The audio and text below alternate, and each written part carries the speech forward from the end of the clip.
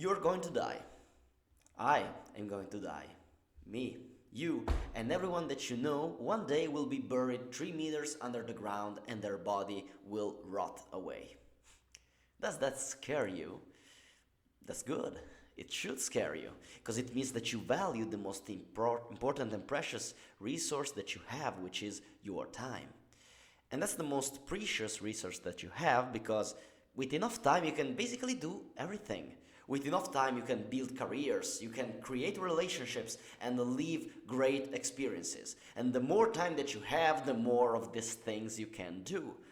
But the problem is that some people, especially young people, people in their 20s or in their teens, like me and probably like you, are unaware of how much precious their time is. They think that it's an unlimited resource that can be wasted upon useless things, and they can afford to not have a vision for the future, or they cannot think forward or not manage their time because, oh, I got time, because I can do this. There is just leave, bro. Just go with the flow. Just go easy, go smooth. That's not the reality. Because yes, you have time, but not as much as you think.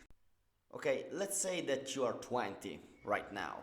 You got approximately around 55 more years to live, or roughly 20,000 days. Well, I mean 20,000 days if Russia doesn't decide to throw random nukes around the world, but let's be optimistic. You got 20,000 days. It seems a lot of time, but it has been shown that the decade where your choices compound the most and leads to the best outcomes in life are your 20s. So you got around 10 years to do something valuable, which means 3,650 days, or roughly 87,000 hours. But you still need to sleep and you still need to eat, so you gotta remove around, let's say, 40% of this time, and you got 52,000 hours in your 20s that you can use to build something useful for the future, to become a better person. And that sounds not that much, really, okay? 52,000 hours, it's not that much of time to do great things, okay? And my intention here is not to give you anxiety towards the future. Already have a lot of anxiety towards the future, and if you're watching this kind of video, you probably already has a lot of anxiety and forward thinking for the future. But I want to make you understand how much time management is important as a skill. And I firmly believe that this is the most important skill that needs to be mastered, not only developed, not only practiced, but mastered in order to live a purposeful and intentional life. Because that's all this channel is about. Creating meaning and building an intentional and desired life. This is what my channel is about. A life of challenge and adventure without regret. That's our goal in life. Also, another point that I want to make is that if you don't learn how to manage your time, if you don't decide consciously how to use your hours during the day, your brain will make you do the easiest, less fatiguing, and low leverage task. To take it more simply, if your brain needs to decide whether you need to study a certain difficult argument, or that big pile of books that you have on your desk from 2 weeks and you haven't opened yet, or doom scroll on Instagram and eating a cookie, what do you think your brain will automatically decide? The easiest and the frictionless task, which is doom scrolling Instagram and eating the cookie, okay?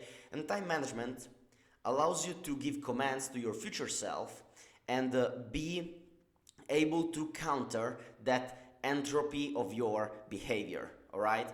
And if you're not the master of yourself, you will be slave of your own impulses. I want that thing to sink very good into your brain. If you're not the master of yourself, you will be the slave of your own impulses. And time management is a good way to learn how to counteract these impulses. And I'm going to show you how I manage your time, how I became good at managing my time, and I hope this could help you doing so. The first step is becoming aware of how you spend your time. So take a piece of paper and make a table with two columns, sorry. In the first one, you insert all the hours of the day um, from the time that you wake up, from the moment that you go to sleep, and you divide it into 30-minute blocks. Okay? After that you've done that, in the second column, you write what you're doing in that specific time frame. And you gotta be honest with yourself, okay? Don't bullshit yourself. If you are doom scrolling from 3 p.m. to 5 p.m., write it down, because it will give you awareness of how much time you're wasting. And the more time you're wasting, the better it is, because the more action, the more space of action you got. So you can do that with the weekdays, and for the weekend you can do a different table, because you will likely have a different schedule. But the point of that exercise is becoming aware of how you spend your time and how much actually you live on the table. The step number one is to acknowledge the blocks. What are the blocks?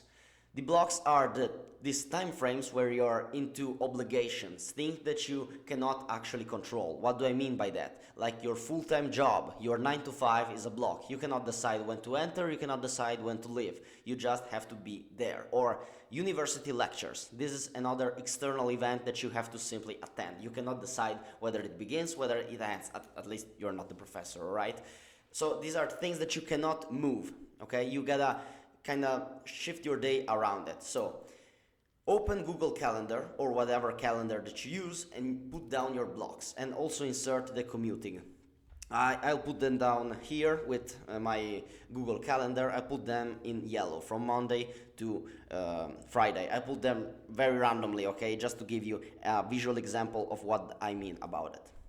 By the way, if you're interested in this kind of video, you might be also interested in my school community, which is the Meaning Seekers, where I discuss topics like meaning, flow psychology, positive psychology, and help young men to overcome their quarter-life crisis. Link in the description.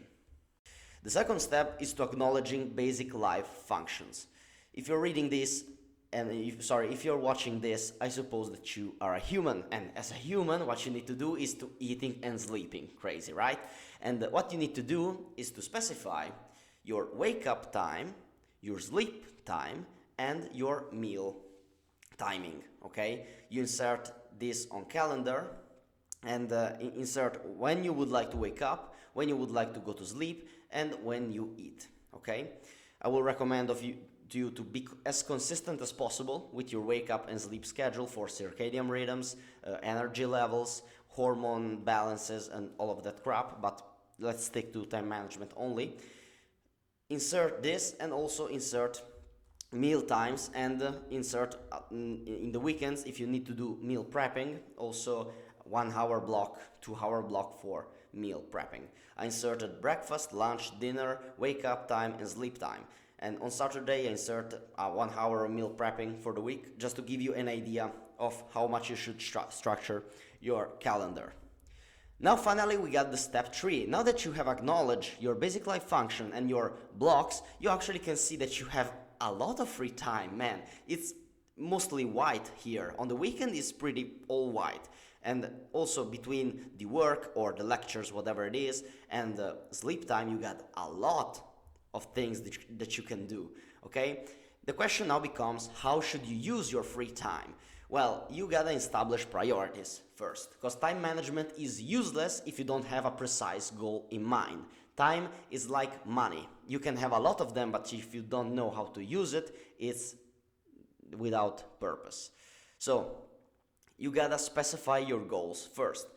You gotta ask yourself, what is your primary goal at the moment? For example, if you're a student, your goal is likely to pass all of your exams. If you're starting a side business, your goal is to make more money from it. If you're an athlete, your goal is to improve your physical performance.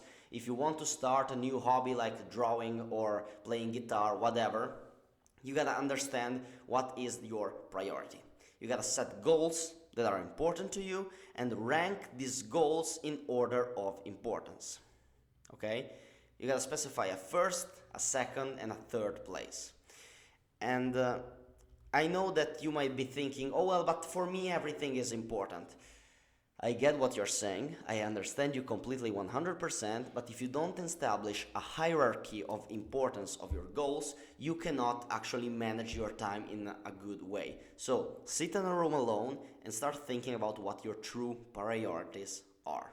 And if you have trouble by setting goals, I will send you this video that I made. I'll put it around here, and I made it on this channel. You can watch it and understand what is my strategy for goal setting.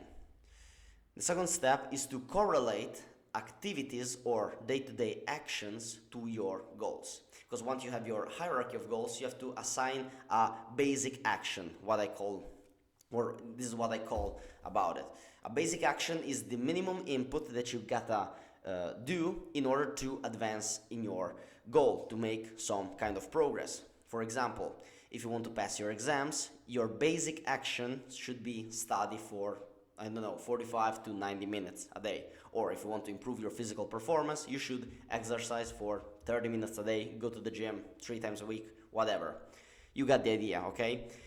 Once you have your activities correlated to your goals, you have to place them into your Google Calendar. First, start with your top priority. So if my priority is improving my grades at school, first I will insert all my study time blocks.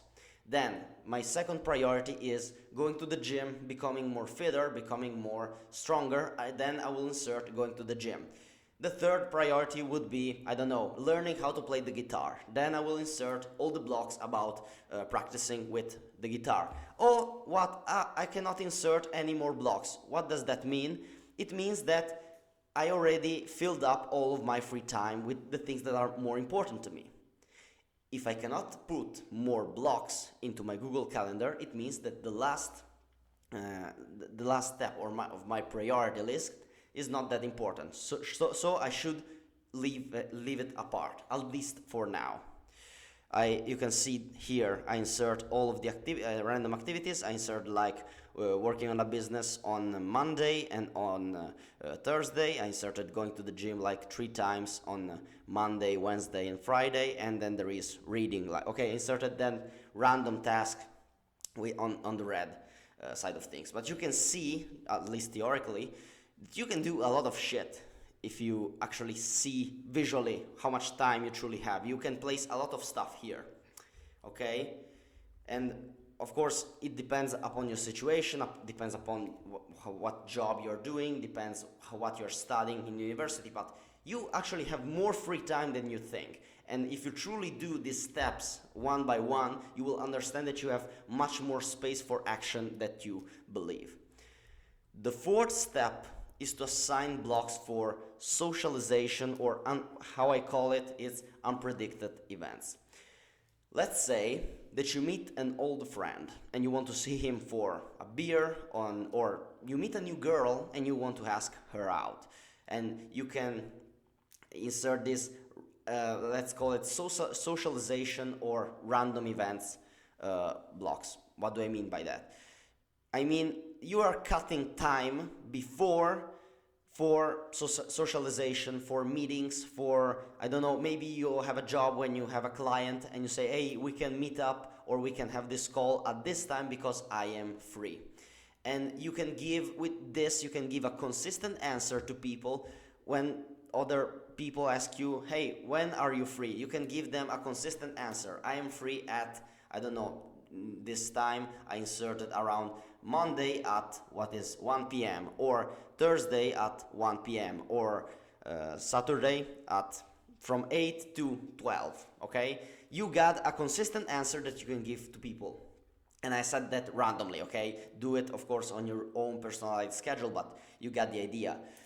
And the fact is, you might start thinking, but wouldn't that make me less creative, less spontaneous, and wouldn't that make me a heartless, autistic machine? Or another bullshit thing that everyone told me, I don't get it why, is if I schedule so much, what if I have a problem if something unexpected happened? If I plan so much, I wouldn't be able to withstand unexpected events. And let's answer every question and every problem one by one.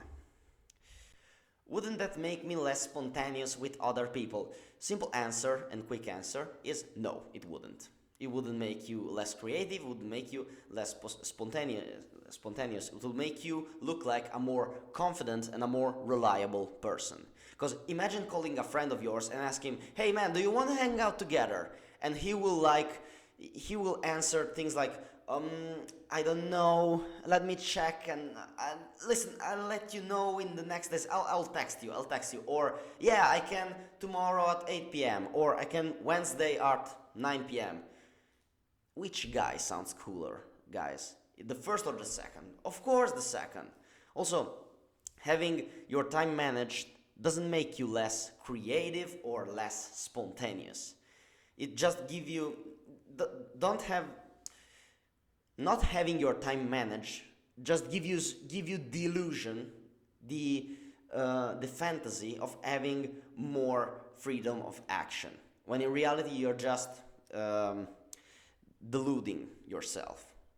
About the second point, which is, oh, but doesn't that make you less able to withstand unexpected circumstances? If I plan too much, what if something unexpected happened? First of all, man, this is simply a stupid argument, okay? Let me tell you, if you're thinking this is a stupid argument. Because there is a saying that goes like, the plan never survives contact with the enemy. And that's true. But what I would like to say is that no one survives without a plan. In fact, I would say that having the day programmed before allows you to reschedule easier and adapt better on unpredicted events, because you already know when you will be free the next time. You already know, okay, this time I will be busy. Let's do that another time where I won't be busy, or let me cancel this thing so that I can be able to kind of move around all the various blocks that I have. All right.